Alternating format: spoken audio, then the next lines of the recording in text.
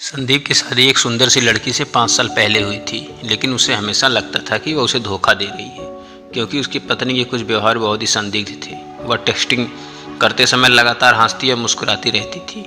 जब भी संदीप उससे पूछता कि वह किसे मैसेज कर रही है, कभी कहती उसकी माँ थी, कभी कहती कुछ दोस्त। अक्सर देर रात काम से घर पर आती थी। जब भी संदीप उससे पूछे क्या चल रहा है तो हर बार हंसती थी। वह सिर्फ इतना कहती थी कि काम के कोई दबाव के कारण है या कुछ और कारण बता देती। एक रात में वह 11 बजे दूध और दही लेने के लिए घर से निकली। संदीप ये जानने के लिए जागता रहा कि कब वापस आती है। वह 2 बजे वापस आई। अब बस, इससे ज्यादा बस बर्दाश्त नहीं कर सकता। उसने कुछ सबूत हासिल करने के लिए एक निजी डिटेक्टिव को काम पर रखा। संदीप अच्छी तरह से जानता था कि बिना किसी सबूत के तलाक के लिए फाइल आगे बढ़ाना मूर्खतापूर्ण होगा। जासूस ने अपना काम बखूबी से किया और कुछ ही दिनों में उसने संदीप को सबूत दिए कि उसकी पत्नी अपने एक दोस्त के साथ उसे धोखा दे रही है। संदीप उसे तलाक देने के लिए तैयार था, लेकिन उसने सही समय आने का इंतजार किया और उस पर हुए अन्याय का बदला लेने का सोचा। उसकी पत्नी का जन्मदिन कुछ ही हफ्तों में था। संदीप ने उससे पूछा कि अपने जन्मदिन पर क्या देना चाहती है। उसने संदीप से कहा कि अपने जन्मदिन पर काम करने में व्यस्त होगी। उसने संदीप से अपने दोस्तों के साथ छुट्टी पर जाने के लिए कहा, क्योंकि वह उस सप्ताह के दौरान बहुत व्यस्त होगी। संदीप को पता था कि वास्तव में क्या कर रही थी। जैसे ही सप्ताह आया, संदीप एक दोस्त के घर गया। उसने अपनी पत्नी से कहा कि वह अपने दोस्तों के साथ टूर पर गया है। संदीप ने वहां से उसकी पत्नी की माँ, बहन, पिता और कुछ दोस्तों को बुलाया। उसने उनसे कहा कि उसके जन्मदिन पर उसे एक बड़ा सरप्राइज देना चाहता है। संदीप ने उनसे कहा कि हम उसे सरप्राइज देने के लिए उसके घर में चुपके से घुसेंगे। सुबह का समय था, घड़ी में 7:15 बज रहे थे। संदीप अपने अपार्टमेंट के ठीक बाहर सभी से मिला। वो सब लिफ्ट में गए। वो बिल्कुल कुल मिलाकर 7 से 8 लोग हो गए। उसकी पत्नी के हाथ में जन्मदिन का केक था।